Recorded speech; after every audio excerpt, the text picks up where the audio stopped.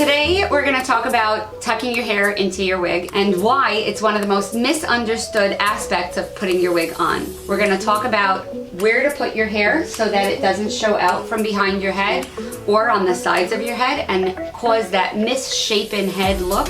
And we're going to talk about where the wig can handle and has the extra space to handle your hair. I'm sure you've seen your friends walking around with a big fat bump of hair sticking out from under their wigs, or you've seen celebrities that have those bulges on the sides of their head because they're not putting their hair in the right place. So let's talk about the shape of your head first so that we can understand where the wig has space for you. Your head curves outwards in the back, and then right around here, for all those medical professionals, this is your occipital bone. Your head starts to curve back inwards. You'll see this curve. The wig continues to curve outward here so that you have a whole big patch of empty space. Picture a half moon shape across the back of your head. That's exactly where your hair belongs because that's exactly where the wig can hold it. If you don't have hair that's too long, you can just tuck your hair in a bun or a low pony and tuck it into the wig, and that will fill up the empty space. But for some people, we have to try different options to spread your hair out across that half moon shape. With all these options, you want to make sure before you start putting up your hair that you pull it nice and tight and do it all the way down at the bottom, because this is where the wig has the slack to hold it for you. If your hair is nice and tight, then the wig is going to hold on to the circumference of your head much better. Option number one would be, instead of just a loose pony, to make a loose low bun, because that's going to help soften your hair and the amount of bulk that you have so that you can spread it across that half moon shape. For people with extra hair, when you have all of that stuffed in to the bottom here in the center, it might give extra pulling and extra tension on this front to back measurement, which you're going to feel in the front of your head. So we might want to try, when you have extra thick hair or extra long hair, to split your hair up into pigtails.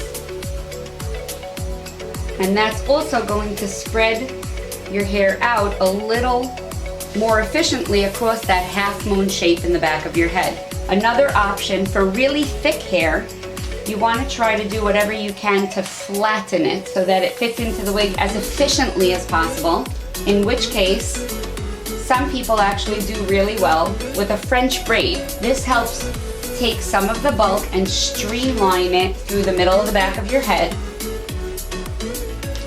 Once you have your French braid all nice and snug, you can just stick your fingers in under the braid, split it open, and tuck the braid into itself. All that excess hair is now spread out across the bottom of that half moon shape again. Another option that people do is to do the same thing in two braids. One last option to discuss in that pigtail mode where your hair is split up into the two sides is if your hair is too thick in those two buns.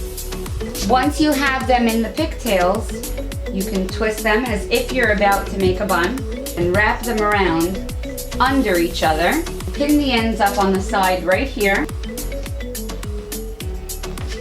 Once again, spreading the hair across that half moon shape and keeping the hair from passing in front of the ear, because you want to keep it behind the ear in that half moon shape of slack. Keeping the hair from passing above the occipital bone so that it fills up that half moon shape. Having it in buns makes it easier to tuck it in quickly. Just to show you exactly where her hair is, it's under here in that half moon shape of slack. And because it's under the occipital bone, all of the hair mounted on the back of the shako rests and swings smoothly over her hair and keeps it hidden under there. Those are just a few ways to put your hair up under your wig.